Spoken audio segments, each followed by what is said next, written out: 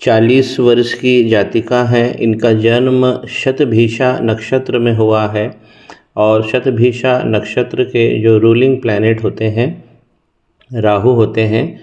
इनकी जो महादशा अभी चल रही है वो बुध की चल रही है, बस लगी ही है अभी 2023 में, और ये दशा 2040 तक चलेगी। तो सबसे पहले हम इनके मरकरी को देखते हैं, बुध को देखते हैं, और बुध को देखते देखते हम लग्न को भी देख लेते हैं। ये पहला घर है, यहाँ पे 6 लिखा है, कन्या राशि है, ये भी बुध को रिप्रेजेंट कर रहे हैं। इसके रूलिंग प्लैनेट बुध होते हैं, उन्हीं की दशा चल रही है, जाकर लाभ में बैठे हैं सूर्य के साथ। अब बुधादित्य योग लगा है, अब इनका जीवन जो है गोल्डन पीरियड चालू हो गया है, बहुत अच्छे इनको लाभ मिलेंगे। सूर्य और बुध, इसे हम बुधादित्य योग कहते हैं। जब ये लाभ में लग जाए तो ये बहुत अच्छा भाव देते हैं।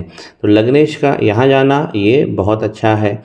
यहाँ इनके हस्बैंड की कुंडली आई थी तो उसमें स्वास्थ्य की और व्यापार की जो दिक्कतें मुझे दिख रही थी, तो इसलिए मैंने पत्नी का भी मांग लिया था, ताकि मैं पत्नी का भी कुंडली देख लूँ, उनका हाथ भी स्टडी कर लूँ। तो उससे जो सारे एक फैमिली के हम कहें कि जो कंपोजिट भाव है वो हमें स्पष्ट होते हैं। शनि यहाँ पर शश योग बना के बैठे हैं, विशेष लाभ देने वाले हैं, प्रॉपर्टी में ही विशेष लाभ दे देंगे, क्योंकि 7 नंबर लेकर बैठे हैं। तुला राशि में शनि उच्च के हो जाते हैं। अब जब हम इनके हस्बैंड की बात करें तो हमें इस घर को स्टडी करना चाहिए, 7वां घर। ये अगर आप पुरुष हैं तो ये आपकी स्त्री को दिखाता है, अगर आप स्त्री हैं तो ये पुरुष को दिखाता है। अब इस घर में क्या हुआ, 12 नंबर मीन राशि बनी, स्वामी बने बृहस्पति, और जाकर ये छोटे भाई बहन अपने मित्रों के सहयोग से शादी यहाँ पर हो जाती है, या इसमें पिता की भूमिका होती है। यहाँ पर आप देखेंगे जुपिटर और केतु, इनका गुरु चांडाल योग बन गया है, इसीलिए इनके जो हस्बैंड हैं उनको स्वास्थ्य की प्रॉब्लम और जो व्यापार में जो रुकावटें आ रही हैं इस पर इन्हें काम करना चाहिए।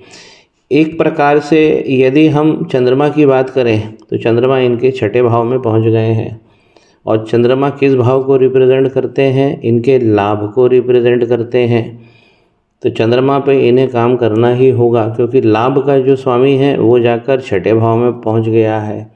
तो चंद्रमा को इन्हें विशेष मजबूत करना चाहिए। जो और विशेषता इस कुंडली में नज़र आ रही है वो राहु जब भी वृषभ राशि में बैठेंगे तो ये बहुत अच्छा भाव देंगे, और धर्म के क्षेत्र में बैठे, ये पिता का क्षेत्र है, ये भाग्य का क्षेत्र है, तो राहु इन्हें नित नई ऊंचाई देंगे। लेकिन यहाँ केतु के साथ में जो ये घर आमने सामने होता है, हमारा पराक्रम का घर ये होता है, और ये भाग्य आमने सामने इसलिए रखा गया है कि हम पराक्रम से भाग्य को बदल लेते हैं, और भाग्य से भी पराक्रम बदल जाता है। तो राहु भगवान की पोजीशन यहाँ पे बहुत अच्छी है। मंगल यहाँ पर विशेष कारक ग्रह हो जाते हैं। यहाँ पर अस्त जरूर हो गए हैं, ये साइन लगा हुआ है, 25 डिग्री के बैठे हैं और मिथुन राशि में बैठे हैं। तो मंगल इनके ठीक ठाक जा रहे हैं, मंगल में कोई प्रॉब्लम नहीं है, लेकिन शत्रु राशि होने की वजह से और अस्त हो जाने की वजह से मंगल पे इनको काम कर लेना चाहिए, क्योंकि मंगल के बिना एक सुखद दाम्पत्य कभी पॉसिबल नहीं होता है। दाम्पत्य इनके भाव के हिसाब से जो मैंने बताया वो तो फंस ही गया है गुरु चांडाल में, तो हम इस पर विशेष उपाय तो करेंगे ही करेंगे। शुक्र जब 12वें घर में बैठते हैं और इनकी डिग्री भी अच्छी है, ये विदेश का भाव है, 12वें घर के शुक्र लगातार धन देते हैं, हाथ कभी भी खाली ऐसे लोगों का नहीं होता है। और अगर स्त्री जाति के शुक्र 12वें घर में बैठे हैं तो ये विशेष लाभ की स्थिति को बना देते हैं। नवांश चार्ट के अंदर अगर हम देख रहे हैं तो यहाँ पर भी गुरु और राहु का कॉम्बिनेशन है, गुरु चांडाल योग लगा हुआ है। गुरु चांडाल योग यहाँ केतु के साथ लगा है, गुरु चांडाल योग यहाँ राहु भगवान के साथ लगा है। नवांश कुंडली हमें क्या बताती है, हमारे फ्यूचर प्रॉस्पेक्ट्स को बताती है। मंगल की दूसरे घर में पहुँच जाना ये आंशिक मांगलिक बना देता है, तो मंगल पे काम कर लेने से इधर भी मंगल मजबूत हो जाएंगे और यहाँ भी मंगल मजबूत हो जाएंगे। सूर्य यहाँ पर देखिए इस भाव में, ये भी भाव हमारे मैरिज का है, तो नवांश के अंदर सूर्य यहाँ पर नीच राशि में पहुँच गए हैं, तुला राशि में, तो इसलिए भी इनके हस्बैंड को प्रॉब्लम आ रही है। स्वास्थ्य की दृष्टि से देखें या व्यापारिक दृष्टि से देखें, शनि जब 8वें भाव में बैठते हैं ये, और 8वीं राशि के साथ ही बैठे हैं, तो यहाँ पर भी शनि मंगल आमने सामने हैं, शनि मंगल की ही राशि में बैठे हुए हैं, तो शनि की पीड़ा यहाँ लगेगी ही लगेगी।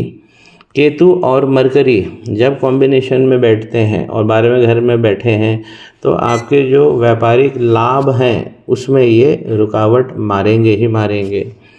चंद्रमा जो यहाँ पर इनके वीक हैं, नवांश में जाकर देखिए मजबूत हो जा रहे हैं, तो इसमें चंद्रमा का ज़्यादा इशू तो नहीं आ रहा है, लेकिन इसमें गुरु चांडाल का सबसे बड़ा आ रहा है और इनको मंगल पे काम भी कर लेना चाहिए। तो ये स्त्री का जो सौभाग्य है वो उसमें बढ़ोतरी होगी, और जो इनके हस्बैंड की जो हेल्थ है और व्यापार का जो पॉइंट है जहाँ मैंने बताया है, इंगित किया है, वो उपाय इन्हें ज़रूर कर लेना चाहिए। जीवन में गति अच्छी होगी और सफलता सुनिश्चित हो जाएगी।